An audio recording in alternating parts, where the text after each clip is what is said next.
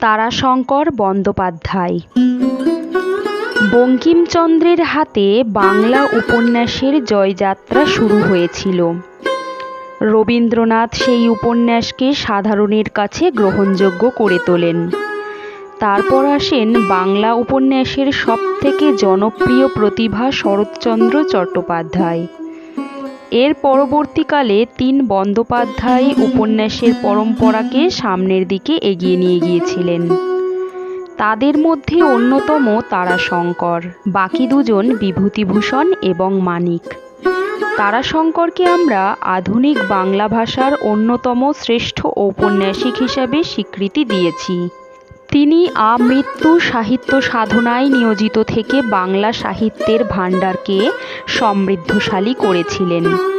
তিনি ছিলেন সমাজ সচেতক, রাজনীতি সচেতক এবং মানবতাবাদী সাহিত্যিক। তিনি তার নিরলস সাহিত্য সাধনার দ্বারা বাংলা সাহিত্যের মানকে যথেষ্ট উন্নত করেছেন।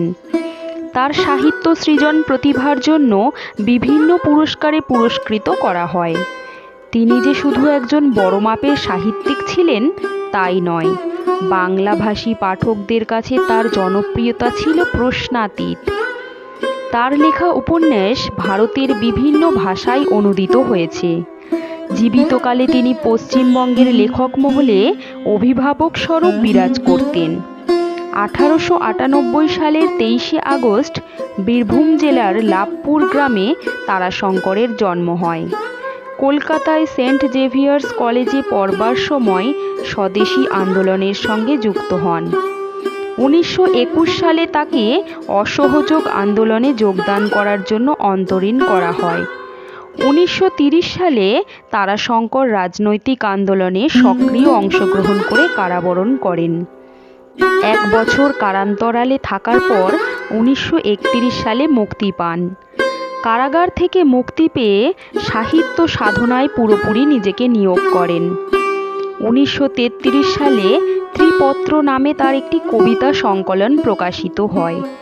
তারপর আমৃত্যু সাহিত্য সাধনা করে গেছেন।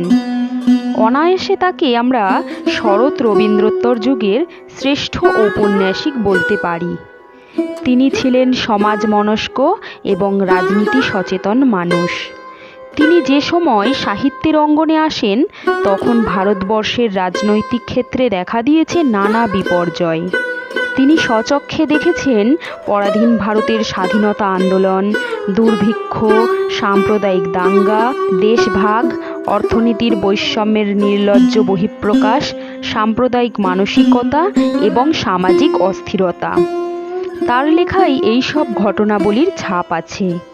তার বিখ্যাত উপন্যাসের মধ্যে আছে গণদেবতা, পঞ্চগ্রাম, হাঁসুলি বাঁকের উপকথা, আরোগ্য নিকেতন, কবি, ধাত্রীদেবতা, মন্বন্তর ইত্যাদি।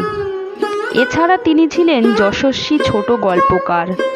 তার লেখা ছোট গল্প নিয়ে বেশ কয়েকটি সংকলন প্রকাশিত হয়েছে।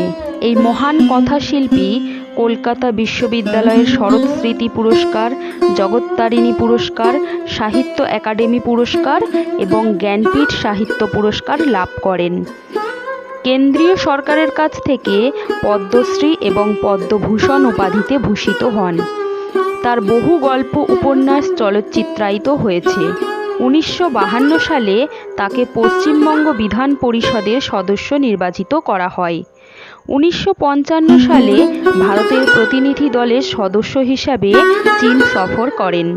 1957 সালে তাশখন্দ এশীয় লেখকদের সম্মেলনে ভারতের প্রতিনিধি দলের নেতৃত্ব করার গৌরব অর্জন করেন। তিনি ছিলেন বঙ্গীয় সাহিত্য পরিষদের সভাপতি। 1971 সালের 14 সেপ্টেম্বর তারাশঙ্কর শেষ নিঃশ্বাস ত্যাগ করেন।